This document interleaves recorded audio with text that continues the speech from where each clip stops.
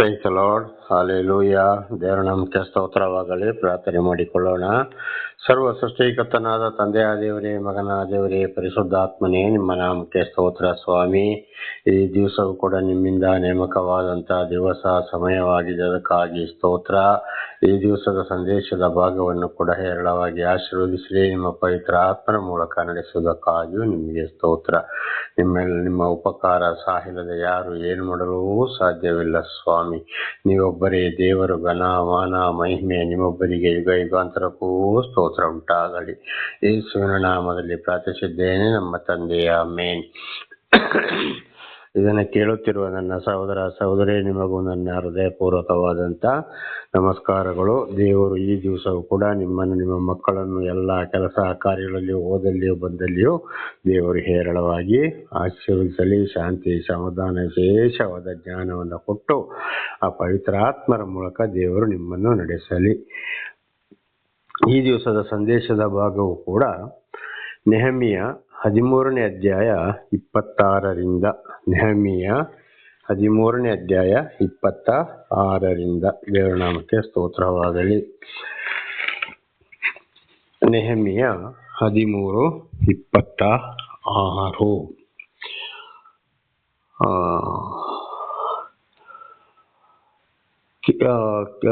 ಕೆಲವರನ್ನ ಭಾಷೆನಾಡುತ್ತಾರೆಂಬ ತಿಳಿಯಲು ಕೋಪಗೊಂಡವರನ್ನು ಶಪಿಸಿ ಅವರಲ್ಲಿ ಕೆಲವರನ್ನು ಹೊಡೆದು ಅವರ ಕೂದಲನ್ನು ಕಿತ್ತು ಅಂಥ ಸ್ತ್ರೀಯರ ದೆಸೆಯಿಂದ ಇಸ್ರೇಲ್ ರಾಜನಾದ ಸೊಲೊಮೋನನು ದೋಷಿಯಾದನಲ್ಲವೇ? ಅನೇಕ ಜನಾಂಗಗಳಲ್ಲಿ ಅವನಿಗೆ ಸಮಾನನಾದ ಅರಸನು ಇರಲಿಲ್ಲ. ಅವನು ತನ್ನ ದೇವರಿಗೆ ವಿಶೇಷ ಪ್ರಿಯನು. ಆದ್ದರಿಂದ ದೇವರು ಅವನನ್ನು ಎಲ್ಲ ಇಸ್ರಾಯೇಲರ ಮೇಲೆ ಅರಸನನ್ನಾಗಿ ನೇಮಿಸಿದನು. ಆದರೂ ಅನ್ಯ ದೇಶಸ್ಥರು ಅವನನ್ನು ಪಾಪದಲ್ಲಿ ಬೀಳಿಸಿದರು. ದೇವರ ನಾಮಕ್ಕೆ ಸ್ತೋತ್ರವಾಗಲಿ. ಹಾಲೆಲೂಯಾ. ಇದು ನೋಡಿ, ಇವತ್ತು ಕೂಡ ಬಹಳವಾಗಿ ನಡೆಯುವಂಥದ್ದು. ಅವರು ದೇವರನ್ನು ಆರಿಸಿಕೊಂಡಾಗ ಅವರು ಸರಿಯಾಗಿ ದೇವರ ಮಾರ್ಗದಲ್ಲಿ ನಡೆದ್ರೆ, ಖಂಡಿತವಾಗಿ ಅವರು ಸ್ವಲ್ಪ ಚಂದವಾಗಿದ್ದರೆ, ಅವರಲ್ಲಿ ಸ್ವಲ್ಪ ಹಣ ಇದೆ ಅಂತ ಗೊತ್ತಾದರೆ ಕೂಡ ಅನೇಕ ಸ್ತ್ರೀಯರು ಏನು ಮಾಡ್ತಾರೆ, ನೈಸಾಗಿ ಮಾತಾಡಿ ಅವರನ್ನ ಪಾಪದಲ್ಲಿ ಬೀಳಿಸಿಬಿಡ್ತಾರೆ. ಇವತ್ತು ಸೈತಾನನು ಹವ್ವಳ ಮೂಲಕ ಆದಾಮನನ್ನು ಯಾವ ರೀತಿ ಕೆಡಿಸಿದ್ನೋ ಅದೇ ರೀತಿ ಇವತ್ತು ಕೂಡ ನಡೀತಾ ಇದೆ ನೋಡಿ. ಆದಾಮನನ್ನು ಪರಿಶುದ್ಧನಾಗಿ ದೇವರು ಸೃಷ್ಟಿ ಮಾಡಿದ್ರು, ಯಾವುದೇ ಪಾಪ ಇರಲಿಲ್ಲ. ಏದೇನು ತೋಟದಲ್ಲಿ ಬಿಟ್ಟರು, ಅಂದರೆ ಪರಿಶುದ್ಧ ಭೂಮಿಯಲ್ಲಿ ಅವನಿಗೆ ಎಲ್ಲ ವಿಷಯವನ್ನ ಹೇಳಿದ್ರು. ಕಡೆಗೆ ಹೆಂಡತಿಯನ್ನ ಕೊಟ್ಟರು. ಆ ಹೆಂಡತಿಯ ಮೂಲಕ ಸೈತಾನ ಏನು ಮಾಡಿದ, ಅಲ್ಲಿ ಆದಾಮನನ್ನ ಕೆಡಿಸಿದ. ಅದೇ ಪಾಪ ಇವತ್ತು ಭೂಲೋಕದಲ್ಲಿ ನರಳಾಡ್ತಾ ಇದೆ.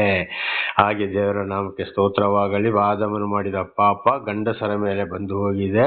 ಹವ್ವಳು ಮಾಡಿದಂಥ ಪಾಪ ಅಂದರೆ ದೇವರು ಗಂಡನೊಂದಿಗೆ ತಿಳಿಸಿದ ಮಾತು, ಗಂಡನು ತಿಳಿಸಿದಾಗ ಮಾತನ್ನು ಕೇಳದೆ ಸೈತಾನನ ಮಾತುಗಳನ್ನು ಕೇಳಿದ್ರಿಂದ ಅದೇ ಸಂತಾನದ ಸ್ತ್ರೀ ಸಂತಾನದ ಮೇಲೆ ಕೂಡ ಅದುವೇ ಇವತ್ತು ಪಾಪಗಳು ಬಂದು ಹೋಗಿದ್ದೇವೆ. ಇದು ಆದಿಕಾಂಡ 1, 2, 3ನೇ ಅಧ್ಯಾಯವನ್ನ ಬಹಳ ಚೆನ್ನಾಗಿ ಅರ್ಥ ಮಾಡಿಕೊಳ್ಳುವಾಗ ಅಲ್ಲಿ ನಮಗೆ ಇದು ಗೊತ್ತಾಗ್ತದೆ. ಹಾಗೆ ಅನೇಕ ಸ್ತ್ರೀಯರು ಏನಾಡ್ತಾರೆ, ಇವತ್ತು ಇಂಥ ದೇವಮಾನವರೊಂದಿಗೆ, ದೇವರು ಆರಿಸಿಕೊಂಡವರೊಂದಿಗೆ ಸೇರಿಕೊಂಡು ಖಂಡಿತವಾಗಿ ಅಂಥವ್ರನ್ನ ಇವತ್ತು ಕೆಡಿಸ್ತಾರೆ.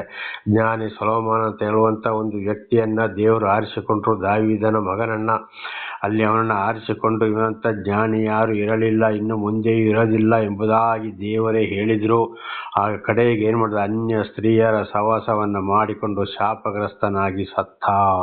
ಕಾರಣ ಅನೇಕ ಸ್ತ್ರೀಯರು ಅವರನ್ನು ಕೇಳಿಸಿಕೊಂಡು ಅವರ ಅಂತಚಂದಗಳನ್ನ ನೋಡಿಕೊಂಡು ಅವರ ದುಡ್ಡಿಗಾಗಿ ನೋಡಿಕೊಂಡು ಅವ್ರ ಹತ್ರ ನೈಸು ಮಾತಾಡಿಕೊಂಡು ಹೇಗಾದರೂ ಮಾಡಿ ಇವರನ್ನು ಶರೀರ ಸಂಬಂಧಕ್ಕಾಗಿ ಉಪಯೋಗಿಸಿಕೊಂಡು ಕೆಡಿಸ್ತಾ ಇದ್ದಾರೆ. ಇವತ್ತು ಅನೇಕ ಒಂದೊಂದು ಕಡೆಗೆ ನಾವು ಇವ್ರನ್ನ ದೇವಮಾನವ್ರ ಜೊತೆಲಿ ಇವತ್ತು ಏನೇನೋ ನಡೆದು ಹೋಗಿ ಏನೇನೋ ಕೇಸು, ಕೋರ್ಟು, ಕಚೇರಿಗಳು ಇರುವಂಥದ್ದನ್ನು ನಾವು ಇವತ್ತು ಮಾಧ್ಯಮದಲ್ಲಿ ನೋಡ್ತಾ ಇದ್ದೇವೆ. ಪ್ರತಿಯೊಂದು ಮೊಬೈಲ್ ಆಗ್ಬೋದು, ಟಿವಿಯಲ್ಲಿ ಆಗ್ಬೋದು, ಪೇಪರಲ್ಲಿ ಆಗ್ಬೋದು, ಅವರು ತಪ್ಪು ಮಾಡಿರ್ತಾರೆ. ಆದರೆ ಈ ಲೋಕದ ಕಾನೂನಲ್ಲಿ ಮಾತ್ರ ಅವರಿಗೆ ರಕ್ಷಣೆ ಸಿಗ್ತದೆ ಅಷ್ಟೇ. ಯಾಕೆಂದರೆ ನಮ್ಮ ಭಾರತ ದೇಶದ ಕಾನೂನನ್ನು ಆ ರೀತಿ ಮೋಸ, ಕಳ್ಳತನ, ದಗ, ಮೋಸ, ಅನ್ಯಾಯ ಮಾಡಿದವರು ಜಯಿಸಲಿಕ್ಕೋಸ್ಕರ ಆ ರೀತಿ ಕಾನೂನನ್ನು ಮಾಡಿಟ್ಟಿದ್ದಾರೆ. ಆದರೆ ಏನೇ ಆದರೂ ಪರಲೋಕದ ಸರ್ವ ಸೃಷ್ಟಿಕರ್ತನಾದಂಥ ಭಗವಂತ ಪರಮಾತ್ಮನ ಆ ಮಾತನ್ನ ಮೀರಿ ನಡೆದು ಅವರ ಎದುರುಗಡೆ ಅನ್ಯಾಯ ಮಾಡಿದವರು ಖಂಡಿತವಾಗಿಯೂ ಈ ಲೋಕದಲ್ಲಿ ಯಾವ ರೀತಿಯೂ ಶಿಕ್ಷೆಯನ್ನು ತಪ್ಪಿಸಿಕೊಳ್ಳಲು ಸಾಧ್ಯವಿಲ್ಲ. ಒಂದು ವೇಳೆ ಚೆನ್ನಾಗಿ ಸತ್ರು ನಡೆದು ನ್ಯಾಯ ತೀರ್ಪಿನ ದಿವಸ ಅವರು ನರಕಕ್ಕೆ ಹೋಗಿ ಬೆಂಕಿಯ ಅಗ್ನಿ ಕುಂಡದಲ್ಲಿ ಬೇಯಬೇಕಾಗ್ತದೆ ಅಂತೇಳಿ ಪ್ರಕಟಣೆ 21:8 ಕೂಡ ಬಹಳ ಕಡೆ ಬೈಬಲಲ್ಲಿ ಬರೆಯಲ್ಪಟ್ಟಿದೆ. ಶ್ರೀಕೃಷ್ಣ ಪರಮಾತ್ಮನ ಮಹಾಭಾರತದಲ್ಲಿ ಕೂಡ ಅದನ್ನೇ ಹೇಳಿದ್ದಾರೆ, ಭಗವದ್ಗೀತೆಯಲ್ಲಿ ಇದೆ, ಕುರಾನ್ನಲ್ಲಿ ಕೂಡ ಇದೇ ವಿಷಯಗಳು ಇವೆ. ದೇವರ ನಾಮಕ್ಕೆ ಸ್ತೋತ್ರವಾಗಲಿ.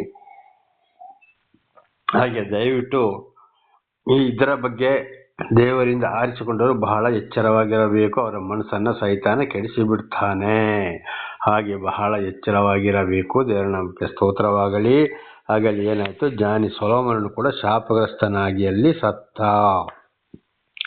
ದೇವರವನನ್ನು ಇಡೀ ಇಸ್ರಾಯೇಲಿಗೆ ಅರಸನನ್ನಾಗಿ ಮಾಡಿದ್ರು ಕೂಡ ಹಾಗೆ ಸ್ತ್ರೀಯರ ಬಗ್ಗೆ ಬಹಳ ಎಚ್ಚರವಾಗಿರಬೇಕು. ಹೀಗಿರಲಾಗಿ ನೀವು ಅನ್ಯ ಸ್ತ್ರೀಯರನ್ನು ಮದುವೆ ಮಾಡಿಕೊಂಡು ಅದೇ ಘೋರವಾದ ದುಷ್ಟತ್ವವನ್ನು ನಡೆಸಿ ದೇವರಿಗೆ ದ್ರೋಹಿಗಳಾಗುವುದನ್ನು ನಾವು ಒಪ್ಪಿಕೊಳ್ಳಬೇಕೋ ಎಂದು ಅವರನ್ನು ಗದರಿಸಿದರಿಂದ ಅನ್ಯರ ಮಕ್ಕಳಿಗೆ ಹೆಣ್ಣು ಕೊಡಲೂಬಾರದು, ನಿಮಗಾಗಲಿ ನಿಮ್ಮ ಮಕ್ಕಳಿಗಾಗಲಿ ಅವರಿಂದಲೂ ತರಲೂಬಾರದು ಎಂಬ ಧರ್ಮವಿಧಿಯನ್ನು ಕೈಗೊಳ್ಳುವುದಾಗಿ ದೇವರ ಹೆಸರಲ್ಲಿ ಪ್ರಮಾಣ ಮಾಡಿಸಿದೆನು. ದೇವರ ನಾಮಕ್ಕೆ ಸ್ತೋತ್ರವಾಗಲಿ. ನೋಡಿ, ಹಾಗಿರುವಾಗ ಏನಾಯ್ತು, ಅನ್ಯ ಸ್ತ್ರೀಯರ ಸಹವಾಸ ಮಾಡಿ ಅಂತ ಜ್ಞಾನಿ ಸೊಲೊಮೋನನೇ ನರಕಕ್ಕೆ ಹೋದ, ಪಾಪ ಮಾಡಿ ಸತ್ತ. ಹಾಗಿನ್ನು ಮುಂದೆ ಅನ್ಯ ಸ್ತ್ರೀಯರಿಗೆ ಹೆಣ್ಣನ್ನು ಕೊಡಬಾರದು, ಅನ್ಯ ಸ್ತ್ರೀಯಿಂದ ಹೆಣ್ಣನ್ನು ತೆಗೆದುಕೊಳ್ಳಬಾರದು. ಕೊಟ್ಟರೆ ಅವ್ರು ಏನು ಮಾಡ್ತಾರೆ, ಅಲ್ಲಿ ಹೋಗಿ ಗಂಡನ ಮನೆ ಅನ್ಯರಾದರೆ ಈ ಪ್ರಾಪಂಚಿಕ ವಿಷಯದಲ್ಲಿ ಇರ್ತಾರೆ, ಸೈತಾನ ಕಾರ್ಯದಲ್ಲಿ ಇರ್ತಾನೆ, ವಿಗ್ರಹಾಧನೆ, ಮಾಟ, ಮಾಯ, ಮಂತ್ರ ಪ್ರತಿಯೊಂದು. ಅದೇ ರೀತಿ ಅಂಥವ್ರು ಹುಡುಗಿಯನ್ನು ತಗೊಬಂದ್ರು ಕೂಡ ಅವರು ಕೂಡ ತಂದು ಇಲ್ಲಿ ಅದೇ ರೀತಿ ಗಂಡನ ಮನೆಯವರನ್ನು ಕೆಡಿಸ್ತಾರೆ. ಗಂಡನನ್ನು ತಾಯಿ ಮನೆಗೆ ಕರ್ಕೊಂಡೋಗಿ ಅಲ್ಲಿ ಗಂಡನನ್ನು ಕೂಡ ಅವರು ಕೆಡಿಸ್ತಾರೆ. ಅಲ್ಲಿ ಇಡೀ ಏನಾಗ್ತದೆ ಕಡೆಗೆ ಕುಟುಂಬವೇ ಆ ರೀತಿ ದೇವರ ಕೋಪಕ್ಕೆ ಗುರಿಯಾಗುವ ಸಂದರ್ಭ ಒಂದೇ ಬರುತ್ತದೆ. ಆದ್ರಿಂದ ಹೆಣ್ಣು ಕೊಡಲೂಬಾರದು, ತೆಗೆದುಕೊಳ್ಳಬಾರದು.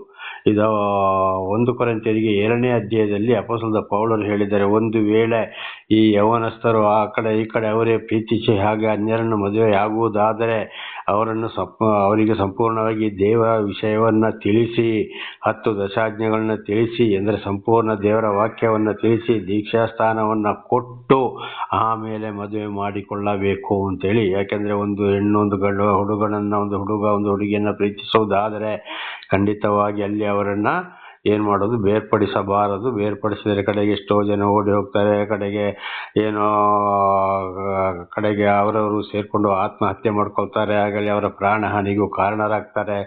ಆದ್ರಿಂದ ಅಂಥವ್ರನ್ನ ಏನ್ ಮಾಡಬೇಕು, ದೇವರ ಕಡೆಗೆ ಪ್ರೀತಿ ಸರಿಯಾಗಿ ವಿಷಯವನ್ನ ಬೋಧಿಸಿ ಅವರಿಗೆ ಮದುವೆಯನ್ನ ಮಾಡಬೇಕು. ಮದುವೆ ಆದ ಕೆಲವರು ಬಹಳ ಜನ ಒಪ್ಪಿಕೊಳ್ತಾರೆ, ಮದುವೆ ಆದ್ಮೇಲೆ ಅವರವರ ಪದ್ಧತಿಯನ್ನ ಬಿಡುವುದಿಲ್ಲ.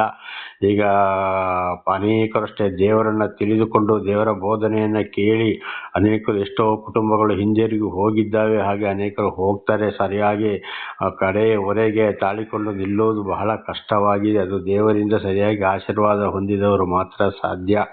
ಒಂದು ವೇಳೆ ಇಂಥವರು ಮದುವೆಗಾಗಿ ಒಪ್ಪಿಕೊಂಡು ಆಮೇಲೆ ಅವರ ಹಿಂದಿನ ಪದ್ಧತಿ ಬಿಡದ ಹೋದರೆ ಅವರನ್ನು ಪ್ರತ್ಯೇಕವಾಗಿ ನೀವು ಸಂಸಾರ ನಡೆಸಿಕೊಳ್ಳಪ್ಪ, ಚೆನ್ನಾಗಿ ರೀತಿಯಲ್ಲಿ ಪ್ರತ್ಯೇಕ ಅವರನ್ನ ಬಿಟ್ಟು ಬಿಡಬೇಕು. ಅವರು ಹೋಗ್ಬೋದು, ಬರೋದು, ಮಾತುಕತೆ ಇರಬಾರ್ದು, ಇಡಬೇಕು. ಅಂತಹ ಕಷ್ಟಗಳು ಬಂದಾಗ ಸಹಾಯ ಮಾಡಬೇಕು ವಿನಃ ದೇವರ ವಿಷಯದಲ್ಲಿ ಯಾವುದೇ ಕಾರಣಕ್ಕೂ ರಾಜಿಯಾಗಬಾರದು. ದೇವರ ಸ್ತೋತ್ರವಾಗಲಿ. ಹಲ್ಲೆಲೂಯಾ. ಯೇಸುವಿನ ಜೀವಿತ ಹೇಗಿತ್ತು, ಪ್ರವಾದಿ ಸಾಕ್ಷಿಗಳ ಜೀವಿತ ಹೇಗಿತ್ತು, ಅದುವೇ ಇವತ್ತು ನಾವು ಕೂಡ ಮಾಡಬೇಕಾಗಿದೆ. ಅದರಿಂದ ಬಹಳ ಹೆಣ್ಣು ಕೊಡೋದು ತೆಗೊಬರೋದ್ರಲ್ಲಿ ಬಹಳ ಎಚ್ಚರವಾಗಿರಬೇಕು. 28ನೇ ವಚನ, ಅದಲ್ಲದೆ ಹೆಸರಿನಲ್ಲಿ ಪ್ರಮಾಣ ಮಾಡಿಸಿದನು, ಅದೇ ದೇವರ ಹೆಸರಿನಲ್ಲಿ. ಹಾಗೆ ನಾವು ಕೂಡ ಇವತ್ತು ಅವರಲ್ಲಿ ಮಾತು ಹೇಳಿಸಬೇಕು, ಏನೇ ಆದರೂ ನಾನು ದೇವರನ್ನ ಬಿಟ್ಟು ಹೋಗುವುದಿಲ್ಲ ಎಂಬುದಾಗಿ. 28ನೇ ವಚನ, ಮಹಾಯಾಜಕ ಎಲ್ಯಾಬೀಬನ ಮಗನಾದ ಯೋಯನ ಮಕ್ಕಳಲ್ಲೊಬ್ಬನು ಹೊರನಾದ ಸನ್ಬಲ್ಲಟನಿಗೆ ಅಳಿಯನಾದುದರಿಂದ ಅವನನ್ನು ನನ್ನ ಸನ್ನಿಧಿಯಿಂದ ಓಡಿಸಿಬಿಟ್ಟನು. ನೋಡಿ, ಜನಕ್ಕೆ ಸ್ತೋತ್ರ. ಅಲ್ಲಿ ಏನಾಯ್ತು, ಒಂದು ಹುಡುಗಿ ನೋಡಿ, ಅಲ್ಲಿ ಅವರು ಒಂದಾದಷ್ಟು ಕಡೆಗೆ ಏನಾದ್ರು ಅಳಿಯ ಮಾತು ಕೇಳಿರೋದಿಲ್ಲ ಅಂತ ಕೇಳದೆ ಇದ್ದಿರಬಹುದು. ಆದ್ರಿಂದ ಅವನು ಏನ್ ಮಾಡ್ದ, ಸ್ವಂತ ಮಾವನೇ ಅಳಿಯನನ್ನ ಓಡಿಸಿಬಿಟ್ಟ. ನೀವು ಹೋಗಿಲ್ಲಿ ಇರಬೇಡ ಅಂತೇಳಿ. ನೋಡಿ, ಇದಾಗಿದೆ ದೇವರಲ್ಲಿರುವಂತ ವಿಶ್ವಾಸ. ನನ್ನ ದೇವರೇ, ಅವರು ಯಾಜಕತ್ವವನ್ನು, ಯಾಜಕರ ಮತ್ತು ಲೇವಿಯರ ಪ್ರತಿಜ್ಞೆಯನ್ನು ಹೊಳೆ ಮಾಡಿದರಲ್ಲ, ಇದನ್ನು ನೆನಪು ಮಾಡಿಕೋ. ನೋಡಿ ಅವ್ರು ಏನು ಮಾಡಿದರು, ಅಳಿಯ ಬಂದು ಇಲ್ಲಿ ದೇವಾಲಯದಲ್ಲಿ ಕೆಲಸ ಮಾಡುವವರನ್ನು ವಿಶ್ವಾಸಿಗಳನ್ನು ಅವನು ಕೆಡಿಸಿಬಿಟ್ಟ. ವಿಗ್ರಹದ ಅಂದರೆ ಅವನು ಅನ್ಯ ಧರ್ಮದವನಾಗಿರ್ಬಹುದು. ಅದಕ್ಕೆ ಮಾವನ ಏನು ಮಾಡ್ದ, ಸ್ವಂತ ಹೆಣ್ಣಿನ ಅಪ್ಪನೇ ಹೋಗಿ ನೀನು ನಡೀಲಿ ಅಂತೇಳಿ ಓಡಿಸಿಬಿಟ್ಟ.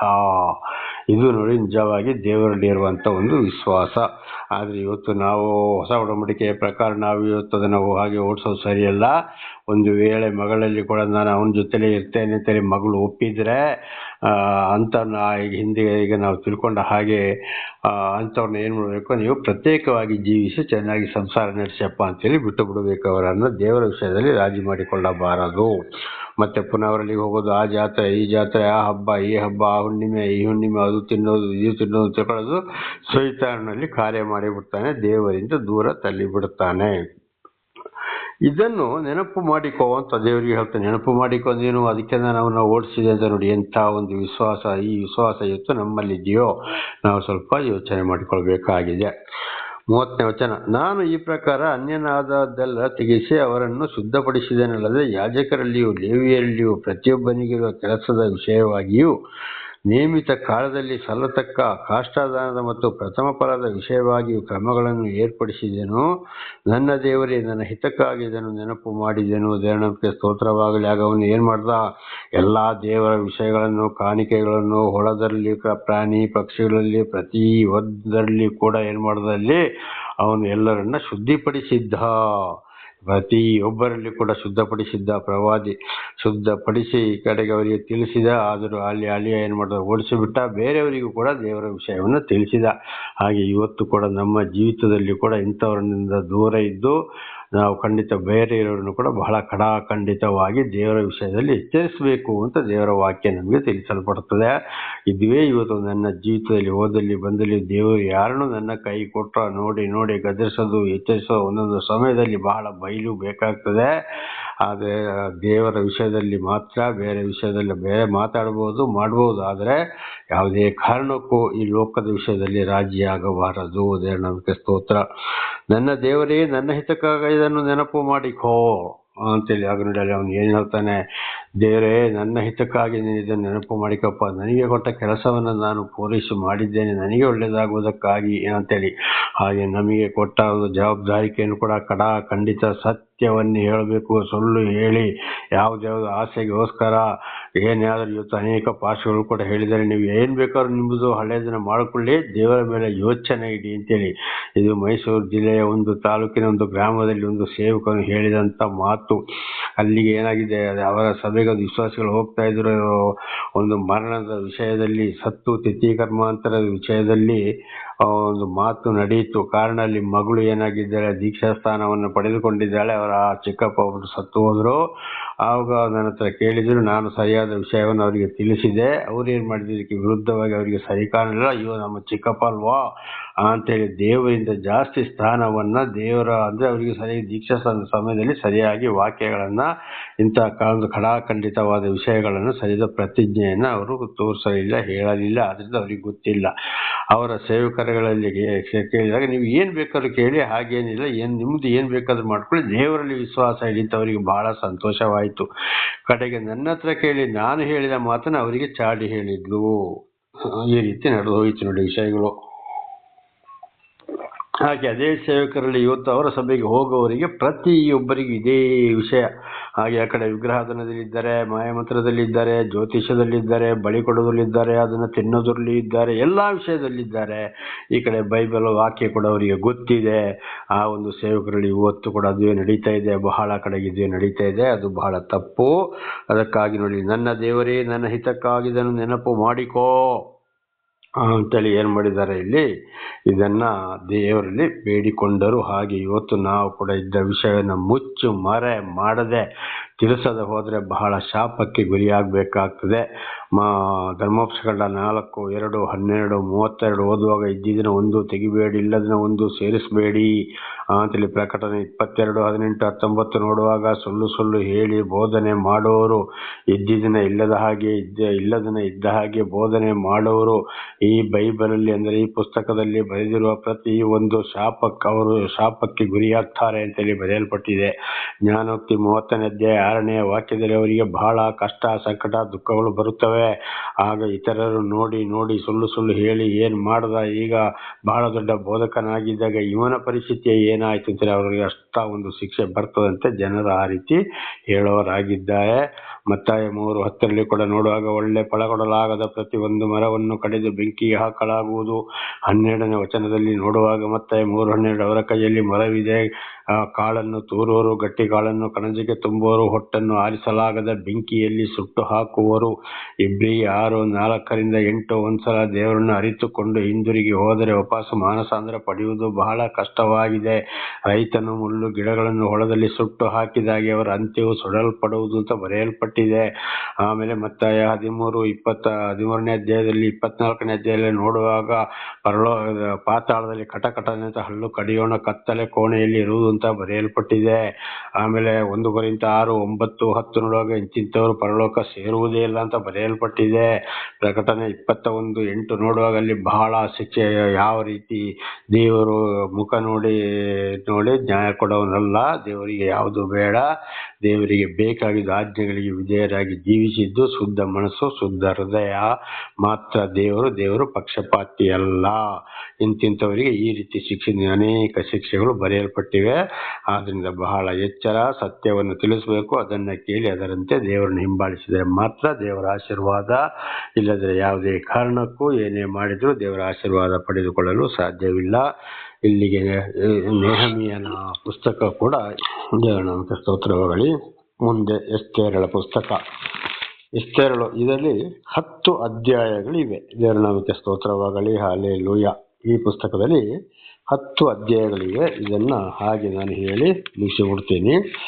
ಎಸ್ತೇರಳು ಅಂತ ಹೇಳಿದ್ರೆ, ಒಂದು ಯಹೂದ್ಯಳು ಒಂದು ಹೆಂಗಸಾಗಿದ್ಲು, ಒಂದು ಹುಡುಗಿ. ಅಲ್ಲಿ ಒಂದು ಅರಸನ ಒಟ್ಟು 10 ಅಧ್ಯಾಯಗಳಿವೆ. ಈ 10 ಅಧ್ಯಾಯಗಳಲ್ಲಿ ಕೆಲವೇ ಒಂದು ವಿಷಯಗಳನ್ನ ನೀವು ಬೈಬಲ್ ಇರುವುದಾದರೆ ಓದಿ ಚೆನ್ನಾಗಿ ಅಭ್ಯಾಸ ಮಾಡಿಕೊಳ್ಳೋದು ಒಳ್ಳೆಯದು. 10 ಅಧ್ಯಾಯಗಳಲ್ಲಿ ಇಲ್ಲಿ ಒಂದು ಅರಸ ಇದ್ದಾನೆ. ಈ ಅರಸನ ಮೊದಲ ಹೆಂಡತಿ ಏನಾಗ್ತಾಳೆ ಅಂದ್ರೆ, ಅರಸನ ಮಾತು ಆಮಂತ್ರಕ್ಕೆ ಕರೀತಾನೆ, ಊಟಕ್ಕೆ ಕರೀತಾನೆ, ಅವಳು ಬರೋದಿಲ್ಲ. ಆದ್ರಿಂದ ಆ ಅರಸ ಹೆಂಡತಿಯನ್ನ ಗಲ್ಲಿಗೆ ಏರಿಸಿ ಬಿಡ್ತಾನೆ. ದೇವರ ನಾಮಕ್ಕೆ ಸ್ತೋತ್ರವಾಗಲಿ. ನನ್ನ ಮಾತು ಹೆಂಡತಿ ಕೇಳಿರಲ್ಲ ಅಂತೇಳಿ ಗಲ್ಲಿಗೆ ಏರಿಸಿ ಬಿಡ್ತಾನೆ. ಹಾಗೆ ಇವತ್ತು ಅನೇಕರು ಏನ್ ಮಾಡ್ತಾರೆ, ಅದು ಆಗಿನ ರಾಜರ ಅರಸರ ಕಾಲ ಇತ್ತು, ಈಗ ಆ ಕಾಲ ಇಲ್ಲ. ಈಗ ಹಾಗೆ ಮಾಡಿದ್ರೆ ಏನಾಗ್ತದೆ, ಅಲ್ಲಿ ಅವರ ಮೇಲೆ ಕೇಸ್ ಆಗ್ತದೆ. ಅದು ನಮ್ಮ ಭಾರತ ದೇಶದಲ್ಲಿ, ಹೊರ ದೇಶದಲ್ಲಿ ಇವತ್ತು ಕೂಡ ಕಾನೂನುಗಳು ಇವೆ. ದೇವರ ನಾಮಕ್ಕೆ ಸ್ತೋತ್ರವಾಗಲಿ. ಹಾಗೆ ಇಲ್ಲಿ ಕೂಡ ಒಂದು ವೇಳೆ ಅಂತ ತಪ್ಪು ಮಾಡಿದ್ರೆ ಗಲ್ಲಿಗೆ ಏರಿಸುವಂತ ಕಾನೂನು ಇದು ಕೂಡ ಇದೆ. ಆದ್ರೆ ವಿಶೇಷವಾಗಿ ಇಂಥ ಕಾನೂನು ಹೊರ ದೇಶದಲ್ಲಿ ಕೂಡ ಇದೆ. ಆಮೇಲೆ ಅಲ್ಲಿ ಇನ್ನೊಂದು ರಾಣಿ ಬೇಕಾಗಿತ್ತು. ಆಗ ಎಸ್ತೇರಳು ಬಹಳ ರೂಪವತಿಯಾಗಿತ್ತು. ಈ ಸೈನಿಕರು ಬಾಕಿ ಅವರ ಅಧಿಕಾರಿಗಳು ಹೋಗಿ ಅರಸನಿಗೆ ಹೇಳ್ತಾರೆ. ಹಾಗೆ ಅವರಿಗೆ 6 ವರ್ಷ ಅವಳಿಗೆ ಲೇಪನ ಮಾಡಿ ಕಡೆಗೆ ರಾಣಿಯಾಗಿ ತಗೊಂಡೋಗಿ ಮುಂದೆ ನಿಲ್ಲಿಸ್ತಾನೆ, ಅರಸನ ಮುಂದೆ ನಿಲ್ಲಿಸ್ತಾರೆ. ಅರಸ ಆಯ್ತು ಅಂತೇಳಿ ಅವಳಿಗೆ ಪಟ್ಟದ ರಾಣಿ ಎಂದು ಹೆಸರಿರ್ತದೆ, ಘೋಷಣೆ ಮಾಡ್ತಾರೆ.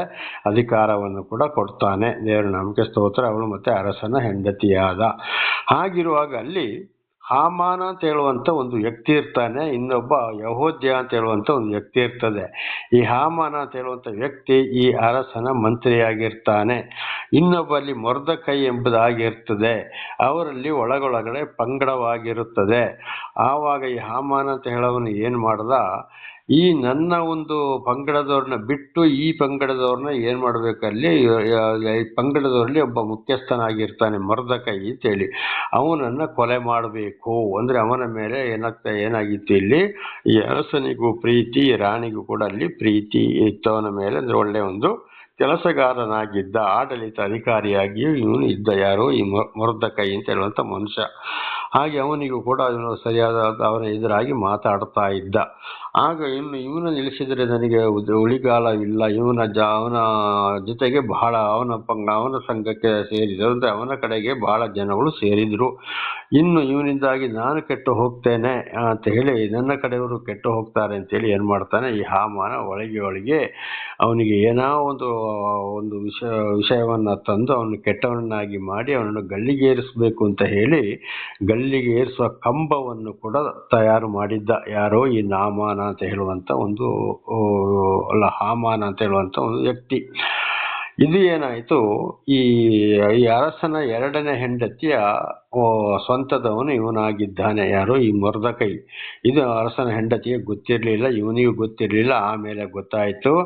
ಆವಾಗ ಮೆಲ್ಲ ಏನು ಮಾಡ್ತಾನೆ, ಈ ಹೆಂಡತಿಗೆ ಅಲ್ಲಿ ಅವರ ಅರಮನೆಯಲ್ಲಿ ಕೆಲಸ ಮಾಡೋರ ಮುಖಾಂತರ ಈ ಮೊರ್ದಕೈ ವಿಷಯ ಮುಟ್ಟಿಸ್ತಾನೆ. ಈ ರೀತಿ ಇದೆ, ಕೊಲೆ ಮಾಡಲಿಕ್ಕೆ ನೋಡ್ತಾನೆ. ಅವನು ನಿಮ್ಮ ಕಡೆಯವನೇ ಅಂತ ಹೇಳಿದ್ದಾರೆ. ನಮಗೆ ಸ್ತೋತ್ರವಾಗಲಿ. ಯಾರು ಮೊದಲು ಹಾಮಾನ್ ಅಂತ ಹೇಳೋವನು ಈ ಅರಸನ ಮಂತ್ರಿ. ಈ ರೀತಿ ಇದೆ ಅಂತೇಳಿ ಆಗ ಈ ಅರಸನಿಗೆ ಈ ಹೆಂಡತಿ ಏನ್ ಮಾಡ್ತಾಳೆ, ಈ ಅರಸ ಎಲ್ಲರನ್ನ ಆಮಂತ್ರಣಕ್ಕೆ ಕರೀತಾಳೆ. ಆಗ ಈ ಅರಸನ ಹೆಂಡತಿಯನ್ನು ಕರೆದ ಹೆಂಡತಿ ಕೂಡ ಆಮಂತ್ರಣಕ್ಕೆ ಹೋಗ್ತಾಳೆ. ಆಗ ಅದಕ್ಕಿಂತ ಮೊದಲು ಹೆಂಡತಿ ಗಂಡನಿಗೆ ಹೇಳ್ತಾನೆ, ನೋಡಿ ಇಂಥವ್ರು ಹೀಗೆ ಮಾಡ್ತಾನಂತೆ, ಅವನನ್ನು ಕರೆಯಿರಿ, ಎದುರೆದುರು ಇದನ್ನು ತೀರ್ಮಾನ ಮಾಡಿ ಅಂತ ಈ ಹೆಂಡತಿ ಅರಸನಿಗೆ ಹೇಳಿದ್ದಾಳೆ. ಹಾಗೆ ನೋಡುವಾಗ ಹಾಮಾನ ಅಂದರೆ ಈ ಮೊರ್ದಕೈಯನ್ನು ಕೊಲೆ ಮಾಡಲಿಕ್ಕೆ ಪ್ರಯತ್ನ ಪಟ್ಟವನು ಗಲ್ಲಿಗೇರ್ಸಕ್ಕೆ ಕಂಬ ತಯಾರು ಮಾಡಿದ್ದು ಅರಸನಿಗೆ ಗೊತ್ತಿಲ್ಲ, ಇವನು ಮಂತ್ರಿ. ಆದ್ರಿಂದ ಏನ್ ಮಾಡ್ದ, ಅವನನ್ನು ಕೂಡ ಆಹ್ವಾನಕ್ಕೆ ಕರೆದ್ರು. ಇದು ಈ ರೀತಿ ನಡೆದಿರೋದು, ಈ ಕೊಲೆ ಮಾಡ್ತೀನಿ ಅಂತ ಯೋಚನೆ ಮಾಡೋದವನಿಗೆ ಅಂದ್ರೆ ಹಾಮಾನನಿಗೆ ಈ ವಿಷಯ ಗೊತ್ತಿಲ್ಲ. ಕರೆದು ಊಟ ಎಲ್ಲ ಆಯ್ತು. ಊಟ ಎಲ್ಲ ಆಗುವಾಗ ಅರಸ ಕೇಳ್ತಾನೆ, ಯಾಕಪ್ಪ ಹಾಮಾನ, ನೀನು ಈ ರೀತಿ ಮಾಡ್ಲಿಕ್ಕೆ ಯೋಚನೆ ಮಾಡಿದ್ದೀಯಂತಲ್ಲ, ಯಾಕೆ ನೀನು ಹೀಗೆ ಮಾಡಿದ್ದೀಯಾ ಅಂತೇಳಿ. ಆಗ ಏನ್ ಮಾಡ್ತಾರೆ, ಅಲ್ಲಿ ಅವನು ತಪ್ಪನ್ನು ಒಪ್ಪಿಕೊಂಡ, ಏನು ಮಾತಾಡಲಿ, ನೀವು ತಪ್ಪಿತಸ್ಥ, ಈ ಮೊರ್ದಕೈದಲ್ಲಿ ಅವನು ಯಾಕೆ ನೀನು ಗಲ್ಲಿಗೆ ಏರಿಸ್ತೀಯ, ಅವನು ಮಾಡಿದ ತಪ್ಪೇನು ತಿಳಿದ್ರೆ ಇವನು ಏನು ಮಾತಾಡ್ತಾ ಇಲ್ಲ. ಯಾಕೆ ಇವನಲ್ಲಿ ಪಂಗಡ ಬಂದು ಇನ್ನು ಇವರನ್ನು ಹೀಗೆ ಬಿಟ್ಟರೆ ನನ್ನನ್ನು ಇಲ್ಲಿ ಇವ್ರು ಕೆಡಿಸಿಬಿಡ್ತಾರೆ, ನನಗೆ ಏನು ಬೆಲೆ ಇಲ್ಲದಾಗ್ತದೆ ಹೇಳಿ ಅವನು ಮತ್ತು ಅವನು ಇವರಿಗೆ ಮುಖ್ಯಸ್ಥನಾಗಿದೆ. ಯಾರೋ ಈ ಮೊರ್ದಕೈ ಅಂತ ಹೇಳುವಂತ ಮನುಷ್ಯ, ಅವನನ್ನು ಕೊಲೆ ಮಾಡಲಿಕ್ಕೆ ಗಲ್ಲಿ ಕಂಬ ಕೂಡ ಸಿದ್ಧ ಮಾಡಿದ್ದ. ಹಾಗೆ ಮೊದಲು ಏನ್ ಮಾಡಿದ್ರು, ಆ ಅವನಿಗೆ ಸಹಾಯ ಈ ಗಲ್ಲಿ ಕಂಬವನ್ನೆಲ್ಲ ತಯಾರು ಮಾಡಕ್ಕೆ ಗೊತ್ತಿಲ್ಲದೆ ಮಾಡಿದಂತ ಗಲ್ಲಿ ಕಂಬವನ್ನು ತಯಾರು ಮಾಡಿದಂತ ಆ ಇಬ್ಬರನ್ನು ಅರಸ ಗಲ್ಲಿಗೇರಿಸಿದ. ಯಾರನ್ನ? ಹಾಮಾನನಿಗಿಂತ ಮೊದಲು.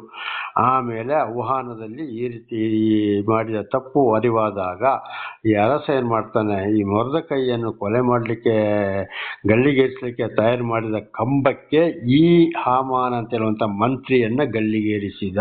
ದೇವರ ನಾಮಕ್ಕೆ ಸ್ತೋತ್ರವಾಗಲಿ. ಹಲ್ಲೆಲೂಯಾ. ನೋಡಿ, ಎಲ್ಲಿ ನಡೆಯಿತು ಅನ್ಯಾಯವಾಗಿ ಇನ್ನೊಬ್ಬರ, ಇದರ ಅರ್ಥ ಏನಪ್ಪ ಅಂದ್ರೆ, ಅನ್ಯಾಯವಾಗಿ ಇಲ್ಲ ಸಲ್ಲದನ ನಮ್ಮ ಸ್ವಾರ್ಥ ಜೀವನವನ್ನ ನಾವು ನೋಡಿಕೊಂಡು ದೇವರನ್ನು ಅರಿತುಕೊಂಡಾಗ್ಲಿ, ದೇವರನ್ನು ಅರಿತುಕೊಂಡು ಈ ರೀತಿ ಕೆಲಸವನ್ನು ಇಬ್ಬರ ಮೇಲೆ ಹೊಟ್ಟೆ ಕಿಚ್ಚು, ಅವರ ಆಸ್ತಿ ಪಾಸ್ತಿ ನನಗೆ ಬೇಕು, ಅವನ ಕಡೆ ಜನ ಜಾಸ್ತಿ ಇದ್ದಾರೆ, ನನ್ನ ಮಾತನ್ನು ಕೇಳೋದಿಲ್ಲ, ಅವರನ್ನು ಕೊಳ್ಳಬೇಕು ಅಂತ ಹೇಳಿ ಈ ರೀತಿಯ ಒಂದು ಕೆಟ್ಟ ಯೋಚನೆ ಕೆಲಸ ಮಾಡಿದ್ರೆ ಖಂಡಿತವಾಗಿ ಅವರೇ ಆ ಕಷ್ಟವನ್ನು ಅನುಭವಿಸಬೇಕಾಗ್ತದೆ. ಶಿಕ್ಷೆ ಅವರು ಏನು ಕೆಟ್ಟದಾಗಿ ಯೋಚನೆ ಮಾಡಿರ್ತಾರೋ, ನಡ್ಕೊಂಡಿರ್ತಾರೋ, ಅವರಿಗೆ ಖಂಡಿತವಾಗಿ ಆ ಶಿಕ್ಷೆ ಬಂದೇ ಬರುತ್ತದೆ. ದೇವರಿಗೆ ಸ್ತೋತ್ರವಾಗಲಿ. ಅದಕ್ಕೆ ಸ್ವಾಮಿ ಕೂಡ ಹೇಳಿದ್ದಾರೆ ಪ್ರಕಟಣೆ ಗ್ರಂಥದಲ್ಲಿ, ನಾನು ಬೇಗನೆ ಬರುತ್ತೇನೆ, ಅವರವರಿಗೆ ಕೊಡುವ ಪ್ರತಿಫಲವು ನನ್ನ ಕೈಯಲ್ಲಿದೆ, ಬಂದು ಕೊಡುತ್ತೇನೆ ಎಂಬುದಾಗಿ. ದೇವರ ನಮಗೆ ಸ್ತೋತ್ರವಾಗಲಿ. ಅಂದ್ರೆ ನ್ಯಾಯ ತೀರ್ಪಿನ ದಿವಸ ಬಂದು ಅವರನ್ನು ನರಕಕ್ಕೆ ತಳ್ಳುತ್ತೇನೆ, ಅಲ್ಲಿ ಅವರಿಗೆ ಸರಿಯಾದ ಶಿಕ್ಷೆಯಾಗುವುದು ಅಂತೇಳಿ. ಎರಡನೇದಾಗಿ ಭೂಲೋಕದಲ್ಲಿ ಕೂಡ ಅಷ್ಟೇ. ಈಗ ನೋಡಿ, ಹೆತ್ತ ತಂದೆಯ ದೋಷ ಫಲ 3-4 ಮಕ್ಕಳ ತಲೆಮಾರಿಗೆ ಅಂತ ಹಿಂದೆ ನಾವು ಆಗಾಗ ತಿಳಿದುಕೊಂಡಿದ್ದೇವೆ.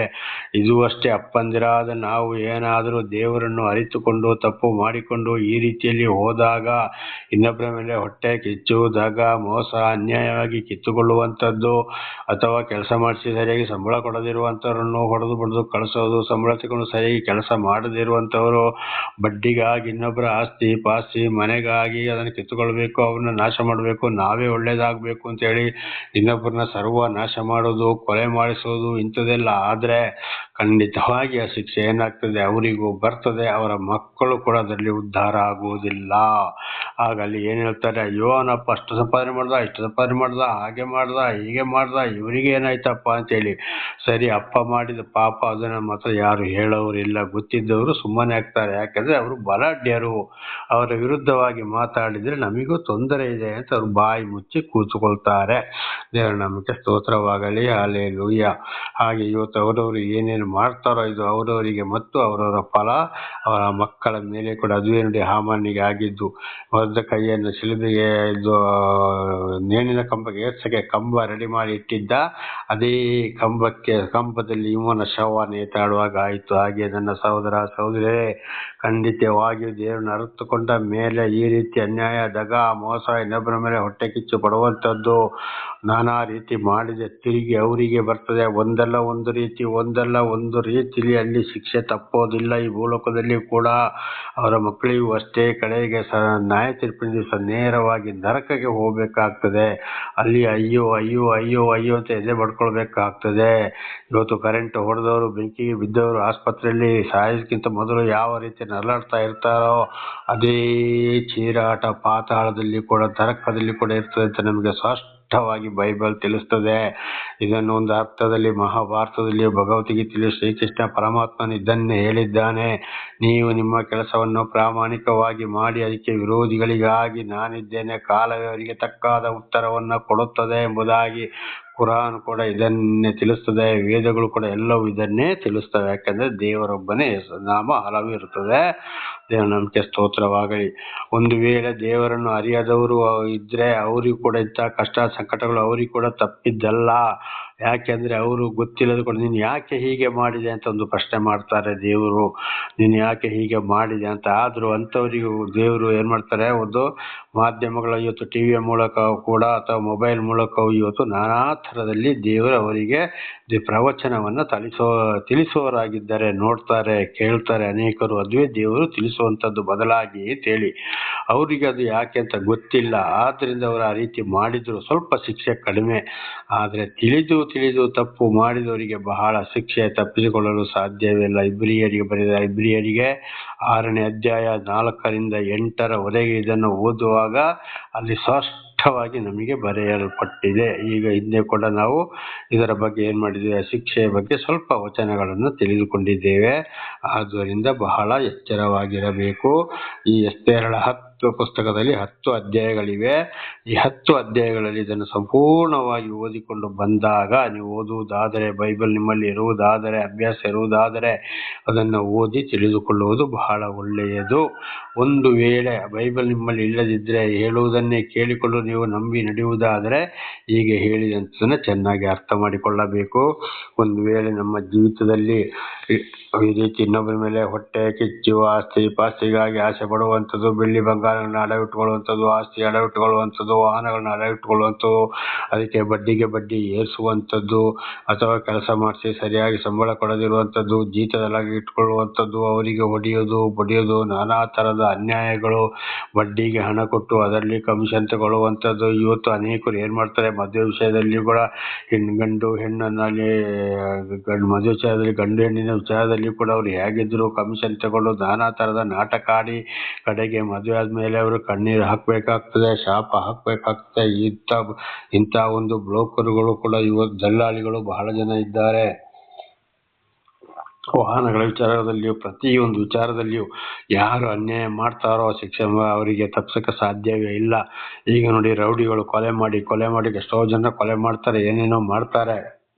ಆದರೆ ಮತ್ತೊಂದು ದಿವಸ ಅವನ ಬಲಾಢ್ಯರ ಕೈಗೆ ಸಿಕ್ಕಿಕೊಂಡು ಅವನ ಹೆಣ ರೋಡಲ್ಲಿ ಬಿದ್ದಿರ್ತದೆ, ರಕ್ತಗಳು ಚಲ್ಲಾಪಿಲ್ಲಿ ಆಗಿರ್ತವೆ. ಇದಕ್ಕೆ ದೇವರ ವಾಕ್ಯಗಳು ಹೇಳ್ತೇನೆ, ನಾನು ಅಂಥವರನ್ನೇ ಒಂದುಗೂಡಿಸ್ತೇನೆ, ಅವರವರೇ ಹೊಡೆದಾಡಿ ಸಾಯಬೇಕು ಅಂತೇಳಿ. ಇದು ನೋಡಿ, ಅವರವರು ಮಾಡಿದಂಥ ಪಾಪದ ಫಲಗಳು ಇದು ಎಷ್ಟೋ ನಡೆದು ಹೋಗಿದ್ದೇವೆ. ನನ್ನ 70ನೇ ವರ್ಷದಲ್ಲಿ ಸರಿಯಾಗಿ ಜ್ಞಾನ ಬಂದಲ್ಲಿಂದ ನಮ್ಮ ಹಿರಿಯರು ಹೇಳಿದಂಥ ಮಾತುಗಳನ್ನು ಕೇಳಿ ತಿಳಿದುಕೊಂಡಿದ್ದೇನೆ. ಅದಕ್ಕೂ ದೇವರು ವಿಶೇಷವಾದ ಜ್ಞಾನವನ್ನು ಕೊಟ್ಟಿದ್ದಾರೆ. ಅದರಲ್ಲಿ ವಿಶೇಷವಾಗಿ 1995ನೇ ಇಸವಿಯಿಂದ ಈ ಕಡೆ ದೇವರ ದರ್ಶನವಾದ ಮೇಲೆ ಇಲ್ಲಿಯವರೆಗೆ ಏನೇನು ಬರೆಯಲ್ಪಟ್ಟಿದೆ, ಇವತ್ತು ಬೈಬಲ್ ಇರ್ಬೋದು, ಕುರಾನಲ್ಲಿ ಇರ್ಬೋದು, ವೇದಗಳಲ್ಲಿ, ಮಹಾಭಾರತದಲ್ಲಿ, ಭಗವದ್ಗೀತೆಯಲ್ಲಿ ಬರೆಯಲ್ಪಟ್ಟಿದೆ ಎಲ್ಲವೂ ನೆರವೇರುತ್ತಲೇ ಇದೆ. ದೇವರ ನಾಮಕ್ಕೆ ಸ್ತೋತ್ರವಾಗಲಿ. ಆದರೆ ಬೈಬಲಲ್ಲಿ ಬರೆದಿರೋದು ನೇರವಾಗಿ ಇದೆ. ದೇವರ ನಾಮಕ್ಕೆ ಸ್ತೋತ್ರ. ಕುರಾನಲ್ಲಿ ಸ್ವಲ್ಪ ಕಡಿಮೆ ಇದೆ. ವೇದಗಳಲ್ಲಿ ಅದನ್ನು ಒಂದು ಅರ್ಥಪೂರ್ಣವಾಗಿ ಬರೆಯಲ್ಪಟ್ಟಿದೆ. ಮದುವೆ, ಮಹಾಭಾರತ ಮತ್ತು ಭಗವದ್ಗೀತೆ ಕೂಡ ಆಗಿದೆ. ದೇವರ ನಾಮಕ್ಕೆ ಸ್ತೋತ್ರವಾಗಲಿ. ಅದರಿಂದ ಹೊಟ್ಟೆಗೆ ಪಡದೆ ಅವರವರಿಗೆ ಸಿಕ್ಕಿದ ಕೆಲಸವನ್ನ ಪ್ರಮಾಣಪೂರ್ವಕವಾಗಿ ಮಾಡಿ ಇನ್ನೊಬ್ಬರನ್ನು ಮನಸ್ಸು ನೋಯಿಸದೆ, ಇವತ್ತು ಗಂಡ ಇರ್ಬೋದು, ಹೆಂಡತಿ ಇರ್ಬೋದು, ಅತ್ತೆ, ಸೊಸೆ, ಅಕ್ಕ, ತಂಗಿ, ಅಣ್ಣ, ತಮ್ಮ, ಮಕ್ಕಳು, ತಂದೆ ತಾಯಿ ಯಾರೇ ಆಗಿರ್ಬೋದು, ಗೊತ್ತಿಲ್ಲದೆ ಒಂದು ವೇಳೆ ಅವರವರು ಏನಾದರೂ ಮನಸ್ತಾಪ ಪಟ್ಟಿರೋದಾದರೆ ಸರಿಯಾಗಿ ಅರ್ಥ ಮಾಡಿಕೊಂಡು ಖಂಡಿತವಾಗಿ ಅಲ್ಲಿ ಏನು ಮಾಡಬೇಕಂದ್ರೆ ಪಶ್ಚಾತ್ತಾಪ ಪಟ್ಟು ಮುಂದೆ ಜೀವಿಸಬೇಕಾಗಿದೆ. ಇದು ಎಫೆಸರಿಗೆ ಬರೆದ ಪತ್ರದಲ್ಲಿ ಅಪೊಸ್ತಲ ಪೌಲರು ಕೂಡ ಎಫೆಸ ಸಭೆಗೆ ಹೇಳಿದ್ದಾರೆ, ನೀವು ಹೊತ್ತು ಮುಳುಗುವುದಕ್ಕಿಂತ ಮುನ್ನ ನಿಮ್ಮ ಸಿಟ್ಟು ತೀರಲಿ ಅಂತೇಳಿ. ಮತ್ತೆ ಅದನ್ನು ಹಾಗೆ ಮುಂದುವರಿಸಿಕೊಂಡು ಹೋದರೆ ಅದಕ್ಕೆ ಒಂದೊಂದು ಯೋಚನೆ ಬಂದು ಬೇರೆಯವರಿಗೆ ಗೊತ್ತಾದರೆ ಅವರು ಒಂದೊಂದು ಚಾಡಿ ಎರಡು ಕಡೆಗೂ ಚಾಡಿ ಹೇಳಿ ಜಗಳವನ್ನು ಹಚ್ಚಿಸಿ ಬೆಂಕಿ ಇಡೀ ಮನೆಯನ್ನು ಊರನ್ನು ಹೇಗೆ ಸರ್ವನಾಶ ಮಾಡ್ತಾರೋ ಆ ರೀತಿ ಮಾಡೋರು ಕೂಡ ಇದ್ದಾರೆ. ಅದಕ್ಕಿಂತ ಮತ್ತೆ ಅವರವರು ಮಾತಾಡಿ ಸರಿಪಡಿಕೊಳ್ಳಬೇಕು. ಇದಕ್ಕೆ ಮುಖ್ಯವಾಗಿ ಎಲ್ಲವನ್ನು ಸರಿ ಮಾಡಿಕೊಳ್ಳಬೇಕಾದ್ರೆ ಖಂಡಿತವಾಗಿ ದೇವರ ಪ್ರೀತಿ ಸಹ ಯಾರು ಶಾಂತಿ ಸಮಾಧಾನವನ್ನು ಪಡೆಯಲು ಸಾಧ್ಯವಿಲ್ಲ. ಅದುವೇ ಇವತ್ತು ದೇವರ ವಾಕ್ಯವನ್ನ ಸರಿಯಾಗಿ ಬೋಧನೆ ಮಾಡುವಂಥದ್ದು, ತಿಳಿಸುವಂಥದ್ದು ಅದುವೇ ಆಗಿದೆ. ಬೈಬಲ್, ಕುರಾನ್, ವೇದಗಳು, ಮಹಾಭಾರತ, ಭಗವದ್ಗೀತೆ ಇದುವೇ ಆಗಿದೆ. ದೇವರ ನಾಮಕ್ಕೆ ಸ್ತೋತ್ರವಾಗಲಿ. ಆದ್ದರಿಂದ 10 ದಶಾಜ್ಞೆಗಳಲ್ಲಿ ಕೂಡ ಬರೆಯಲ್ಪಟ್ಟಿದೆ, ಕೊಲೆ ಮಾಡಬೇಡ, ನರಹತ್ಯೆ ಮಾಡಬೇಡ ಅಂತೇಳಿ. ಕೊಲೆ ಅಂದ್ರೆ ಒಬ್ಬರನ್ನು ಹೊಡೆದು ಕೊಳ್ಳುವುದು ಮಾತ್ರ ಅಲ್ಲ, ಅದಕ್ಕಿಂತ ದೊಡ್ಡ ಕೊಲೆ ಇನ್ನೊಬ್ಬರನ್ನ ಮನಸ್ಸು ನೋಯಿಸುವಂಥದ್ದು. ಆಗ್ಲೇ ಹೇಳಿದಾಗೆ ಆಸ್ತಿ ಪಾಸ್ತಿ ಬೆಳ್ಳಿ ಬಂಗಾರ ಇನ್ನೊಬ್ಬರನ್ನ ವಶಪಡಿಸಿಕೊಳ್ಳುವಂಥದ್ದು. ಇವನು ನನ್ನಿಂದ ಮೇಲೆ ಇದ್ದಾನೆ, ಅವನ ಜೊತೆಯಲ್ಲಿ ಬಹಳ ಜನ ಇದ್ದಾರೆ, ಇನ್ನು ಇವನ ಕೊಳ್ಳಲೇಬೇಕು. ಇದು ರಾಜಕಾರಣಿಗಳಲ್ಲಿ ಬಹಳ ನಡೆಯುವಂಥದ್ದು. ಆದರೆ ಒಂದಲ್ಲ ಒಂದು ದಿವಸ ಮತ್ತೆ ಬೀದಿಗೆ ಬರಲೇಬೇಕು, ಸರ್ವನಾಶ ಆಗಲೇಬೇಕು. ಅದುವೇ ಇವತ್ತು ಎಷ್ಟೆಷ್ಟು ದೊಡ್ಡ ಮನೆಗಳು, ಎಷ್ಟೆಷ್ಟೋ ಕೋಟಿ ಮನೆಗಳು ಕಟ್ಟಲಿ, ಎಂಥವರೇ ಆಗಿರಲಿ, ನೋಡಿ ಕಡೆಗೆ ಸುನಾಮಿ ಬರ್ತದೆ, ಚಂಡಮಾರುತ ಬರ್ತದೆ, ದೊಡ್ಡ ರೋಗ ಬರುತ್ತದೆ, ಮಳೆ ಬಾರದೆ ಇರ್ತದೆ, ಬೆಟ್ಟಗಳು ಜಡೀತಾ ಇರ್ತವೆ, ದೊಡ್ಡ ದೊಡ್ಡ ಕಾಯಿಲೆಗಳು ಬಂದು ಕಡೆಗೆ ಎಷ್ಟೆಷ್ಟೋ ಲಕ್ಷ ಆಸ್ಪತ್ರೆಯಲ್ಲಿ ಸೊಯ್ಯಬೇಕಾಗ್ತದೆ. ಕಡೆಗೆ ಅಲ್ಲಿಂದ ಹೆಣವೇ ವಾಪಸ್ ಬರ್ತದೆ. ಅನೇಕರು ಜೈಲಲ್ಲಿ ಕೂಡ ಕೊಳೀತಾರೆ, ಮಾನ ಮರ್ಯಾದಿಲ್ಲದೆ. ಇದು ಕೂಡ ಇವತ್ತು ನಡೆಯುತ್ತಾ ಇದೆ. ಇದನ್ನೆಲ್ಲರೂ ಇವತ್ತು ಕಾಣ್ತಾ ಇದ್ದೀವಿ ಕಣ್ಣಾರೆ. ಅವರನ್ನು ಕಾಣದ ಹೋದರೂ ಇವತ್ತು ಟಿವಿ ಮೂಲಕ, ಮೊಬೈಲ್ ಮೂಲಕ, ಪೇಪರ್ಗಳ ಪತ್ರಿಕೆಗಳ ಮೂಲಕ ಕೂಡ ಇದನ್ನು ನಾವು ತಿಳಿದುಕೊಳ್ಳುವವರಾಗಿದ್ದೇವೆ. ಆದ್ದರಿಂದ ದಯವಿಟ್ಟು ಒಬ್ಬರ ಮೇಲೆ ಹೊಟ್ಟೆ ಕಿಚ್ಚು ಪಡಬಾರದು, ಈ ರೀತಿ ಅನ್ಯಾಯ ಮಾಡಬಾರದು. ಅದು ಬಂದೇ ಬರುತ್ತದೆ. ಆಮೇಲೆ ಇನ್ನೊಂದು ವಿಷಯ ಆಗಲೇ ಹೇಳಿದಾಗ ಸ್ತ್ರೀಯರು ಬಹಳ ಗಮನಿಸಬೇಕಾದಂಥದ್ದು, ದೇವರು ಆರಿಸಿಕೊಂಡವರ ಮೇಲೆ ಆಗಲಿ ಇತರರ ಮೇಲೆ ಆಗಲಿ ಖಂಡಿತವಾಗಿ ಇನ್ನೊಬ್ಬರನ್ನ ಶರೀರದ ಆಸೆ, ಅವರ ದುಡ್ಡು ಆಸ್ತಿ ಪಾಸ್ತಿ ನೋಡಿಕೊಂಡು ಖಂಡಿತವಾಗಿ ಹೋಗಿ ಇತರರನ್ನ ಕೆಡಿಸಬಾರ್ದು.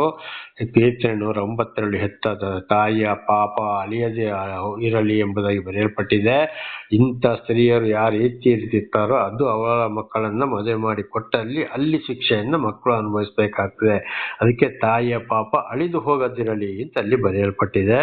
ಆದ್ರಿಂದ ಬಹಳ ಎಚ್ಚರ, ಪ್ರಾರ್ಥನೆ ಮಾಡಿಕೊಳ್ಳೋಣ. ನಾಳೆಯಿಂದ ಯೋಬನ ಪುಸ್ತಕ ಪ್ರಾರಂಭವಾಗ್ತದೆ. ಸರ್ವ ಸೃಷ್ಟಿಕರ್ತನ ತಂದೆಯ ದೇವರೇ, ಮಗನಾದ ದೇವರೇ, ಪರಿಶುದ್ಧಾತ್ಮನೇ, ನಿಮ್ಮ ನಾಮಕ್ಕೆ ಸ್ತೋತ್ರ ಸ್ವಾಮಿ. ಇವತ್ತಿನ ಈ ಒಂದು ಸಂದೇಶವನ್ನು ನನ್ನ ಸಹೋದರ ಸಹೋದರಿಗೆ ತಿಳಿಸಲು ಆಶೀರ್ವಾದ ಮಾಡಿದಕ್ಕಾಗಿ ಸ್ತೋತ್ರ. ಅವರು ಏನಾದರೂ ಇದರಲ್ಲಿ ತಪ್ಪಿ ಹೋಗಿದ್ದರನ್ನು ಕ್ಷಮಿಸಲಿ ಕರ್ತನೆ. ನಿಮ್ಮ ಪ್ರೀತಿ ಸಹ ಯಾರೋ ಪಾಪದಿಂದ ಬಿಡುಗಡೆ ಮಾಡಲು ಸಾಧ್ಯವಿಲ್ಲ. ನಿಮ್ಮಿಂದಲೇ ಪಾಪ ಪರಿಹಾರ, ನಿಮ್ಮಿಂದಲೇ ರಕ್ಷಣೆ. ನೀವೊಬ್ಬರೇ ದೇವರು. ಘನ ಮಾನ ಮಹಿಮೆ ನಿಮ್ಮೊಬ್ಬರಿಗೆ ಯುಗ ಯುಗಾಂತರಕ್ಕೂ ಸ್ತೋತ್ರ ಉಂಟಾಗಲಿ. ನಿಮ್ಮೆಲ್ಲ ಉಪಕಾರಗಳಿಗಾಗಿ ಕೃತಜ್ಞತಾ ವಂದನೆಗಳು. ಯೇಸುವಿನ ನಾಮದಲ್ಲಿ ಪ್ರಾರ್ಥಿಸಿದ್ದೇನೆ ನಮ್ಮ ತಂದೆ, ಆಮೇನ್. ಇದನ್ನು ಕೇಳುತ್ತಿರುವ ನನ್ನ ಸಹೋದರ ಸಹೋದರಿ, ನಿಮಗೂ ನನ್ನ ಹೃದಯಪೂರ್ವಕವಾದ ಧನ್ಯವಾದಗಳು. ದೇವರು ಇದಕ್ಕೆಲ್ಲ ವಿಧೇಯರಾಗಿ ಜೀವಿಸಿ ಆಶೀರ್ವಾದ ಹೊಂದಲು ಬೇಕಾದಂಥ ವಿಶೇಷವಾದ ಜ್ಞಾನ, ಶಾಂತಿ, ಸಮಾಧಾನ, ಆರೋಗ್ಯವನ್ನು ಕೊಟ್ಟು, ಅದರಲ್ಲಿ ವಿಶೇಷವಾದ ಜ್ಞಾನವನ್ನು ಕೊಟ್ಟು ನಿಮ್ಮನ್ನು, ನಿಮ್ಮ ಮಕ್ಕಳನ್ನು ಎಲ್ಲರನ್ನು ಹೇರಳವಾಗಿ ಆಶೀರ್ವದಿಸಲಿ. ದೇವರ ಪ್ರೀತಿ, ಕರುಣೆ, ದಯೆ ಯಾವಾಗಲೂ ನಿಮ್ಮೊಂದಿಗೆ ಇರಲಿ. ಆಮೇನ್.